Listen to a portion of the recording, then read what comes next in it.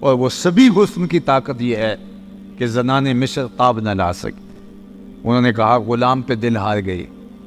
جب یہ شہرت پھیل گئی کہ زلیخا دل دے بیٹھی ہے تو لائی تو خرید کے تھے، تو کہا غلام پہ دل ہار بیٹھی۔ تو اب زلیخا نے سوچا کہ اب میں ان کو دلائل دیتی پھروں گی تو کتنی دیر تک دلائل دوں گی، یہ تو نہیں مانیں گے۔ اقبال علیہ الرحمہ نے کہا تھا نا کہ تیرا علاج نظر کے سوا کچھ اور نہیں، خیرت کے پاس خبر کے سوا کچھ اور نہیں، تیرا علاج نظر کے سوا کچھ اور نہیں۔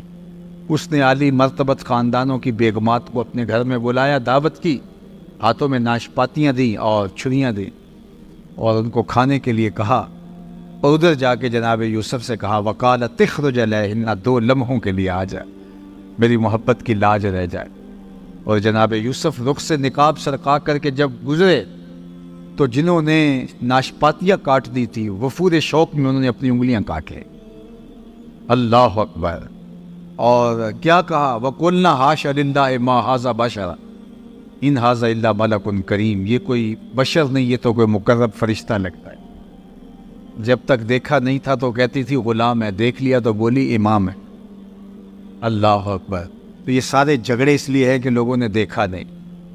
جو دیکھ لیتے ہیں وہ جھگڑے نہیں کرتے، وہ جانے مارتے ہیں۔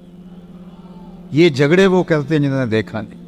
پیر وارث شاہ نے کیا خوب کہا تھا، جنہ ویکھیا نہیں ہو کرن گلنا، جنہ ویکھیا نہیں ہو کرن گلنا، جنہ ویکھیا ہو تے بول دے نہیں، جڑے محرم راز حقیقت دے اور راز حقیقت کھول دے نہیں۔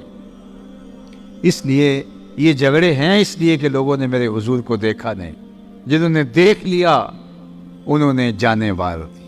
اللہ اکبر۔ تو کہا کان رسول اللہ صلی اللہ علیہ وآلہ وسلم ابید ملیحن، ان کا حسن ملی تھا۔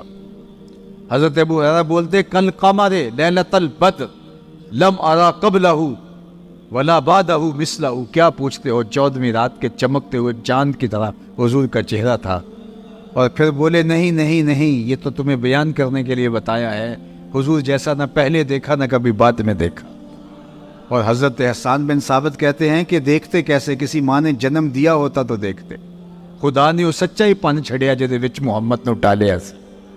حسینہ جمیلہ دا منہ موڑ دیتا، محمد بنا کے قلم توڑ دیتا۔ ایسا پیکر تراشا کہ دنیا دیکھتے ہی رہ گئی۔ اللہ اکبر۔ ایسا نورانی پیکر تراشا، ایسا حسی پیکر تراشا کہ زمانے نے جو ایسا نہ پہلے دیکھا نہ بعد میں دیکھا۔ اللہ اکبر۔ لکھاں آئے لوگ زمانے تے، محبوب خدا جا کوئی نہیں، لکھاں سونے بن بن بیندے نے، او دی خاک پا جا کوئی نہیں۔ اللہ نے جو جمال دیا، جو خوبصورتی دی، جو حسن دیا، جو چہرے کے اوپر چمک دھمک عطا کی، اللہ اکبر، وہ حضور کی ہی شان تھی۔ حضرت ام المومنین سیدہ عائشہ رضی اللہ تعالیٰ عنہا چرخہ کاٹ رہی تھی اور حضور اپنے گھر کا کام کاج خود اپنے ہاتھوں سے کر لیتے تھے۔ تو حضور کسی کام میں لگے تھے کہ حضور کی مبارک پیشانی پر پسینے کے قطرے نمودار ہوئے، اور جب حضور کے رخ نور پر پسینے کے قطرے نمودار ہوئے تو یہ چرخہ کاٹتے کاٹتے رک گئی۔ تو جب آواز ختم ہوئی، یہ ایسی کھوئی نا حضور کے چہرہ نور پر دیکھتے دیکھتے کہ یہ چرخہ بھول گیا۔ تو حضور علیہ السلام اپنے دھیان میں کام کر رہے تھے، تو جب دیکھا چرخے کی آواز بند ہو گئی تو حضور نے دیکھا تو عائشہ رک کے ٹک ٹکی باندھ کے حضور کے چہرے کو دیکھ رہی۔ تو حضور نے کہا عائشہ کیا ہوا؟ تو حضرت ام المومنین نے کہا حضور آج اگر ابو کبیر الحزلی ہوتا تو اسے اپنے شعر کا مصداق آپ کا چہرہ دکھائی دیتا، جس میں اس نے اپنے محبوب کے رخساروں پر جو ہے وہ شبنمی قطروں کا ذکر کیا ہے۔ تو یہ حضور علیہ السلام کی مبارک پیشانی اور حضور علیہ السلام کا رخ نور، بلکہ حضور بھی جانتے تھے کہ عائشہ حسن شناس ہے، اور آقا کریم علیہ السلام سے جس طرح ام المومنین پیار کرتی تھی، تو ایک دن حضور نے بھی کالے رنگ کی چادر کی بکل کی اور حضور تشریف لائے اور ام المومنین موجود تھی۔ تو حضور نے کہا کیف ترینی یا عائشہ، عائشہ بتاؤ آج کیسا لگ رہا ہوں، آج حسن خود ناز میں آ گیا ہے۔ اللہ اکبر۔ کیف ترینی یا عائشہ، عائشہ کیسا لگ رہا ہوں؟ تو ام المومنین نے جو جواب دیا وہ بھی سنیے۔ سید عائشہ نے کہا حضور چادر کی سیاہی نے آپ کے چہرے کی سفیدی کو نکھار دیا اور آپ کے چہرے کی سفیدی نے آپ چادر کی سیاہی کو نکھار دیا۔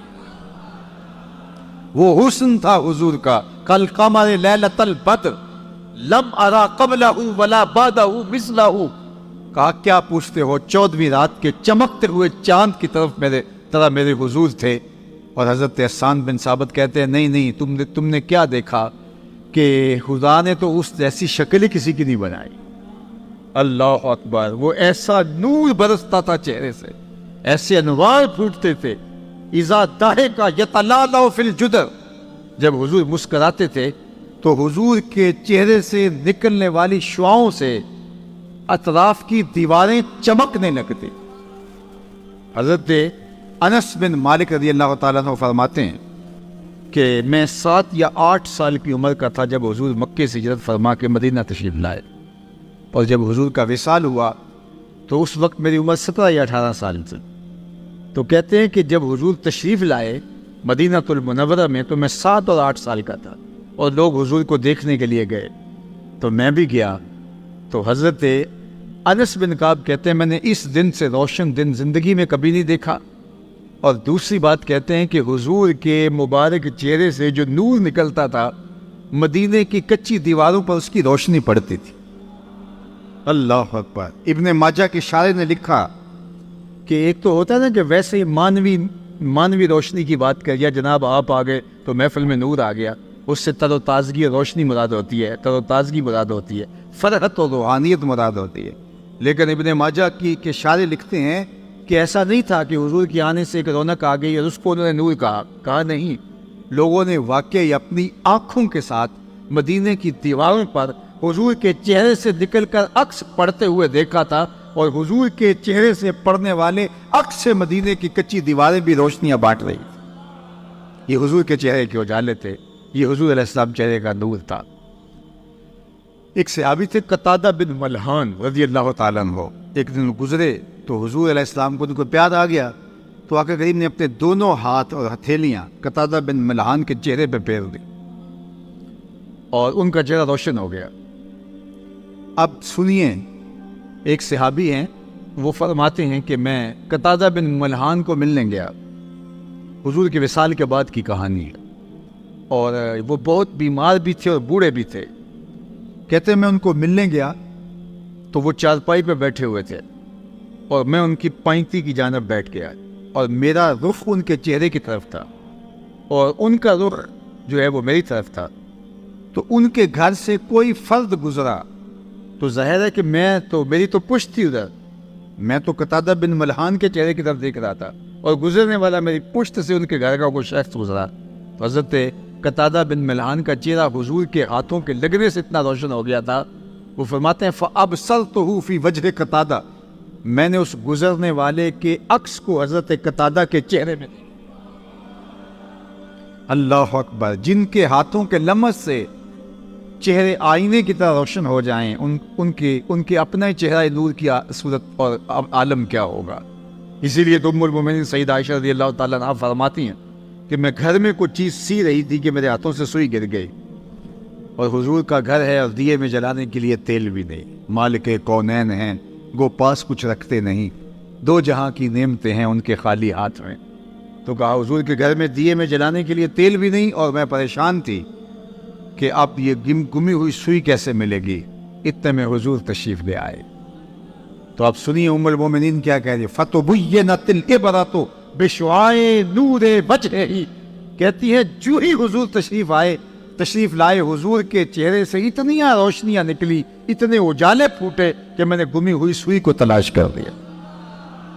یہ چمک اور دھمک تھی اس چہرے کی کہ وہ چہرہ نور بانٹتا تھا، وہ چہرہ اجالے بانٹتا تھا۔ کل قمر لیلۃ البدر لم ارا قبلہ ولا بعدہ مثلہ۔ اللہ اکبر، کہا میں نے ان جیسا نہیں دیکھا، نہ کبھی پہلے دیکھا نہ بعد میں دیکھا۔ مکھ چند بدر شاشانی ہیں، متھے چمک دی لاٹ نورانی ہیں، کالی زلف تے اکھ مستانی ہیں، مخمور رکھی ہیں مد بھریاں۔ اور میرے امام نے کہا کہ بلبل نے گل ان کو کہا، کمری نے سروے جاں فضا۔ بلبل کی ان منتہائے پرواز تو یہی ہے کہ وہ کسی کو پھول کہہ دے، پھول سے آگے بلبل سوچ بھی نہیں سکتی، لیکن اس نے بھی پھول کہہ دیا۔ ذرا شعر کا حسن دیکھیے، بلبل نے گل ان کو کہا، کمری نے سروے جاں فضا، حیرت نے جھنجھلا کر کہا یہ بھی نہیں وہ بھی نہیں، خورشید تھا کس زور پر، کیا بڑھ کے چمکا تھا قمر، بے پردہ جب وہ رخ ہوا یہ بھی نہیں وہ بھی نہیں۔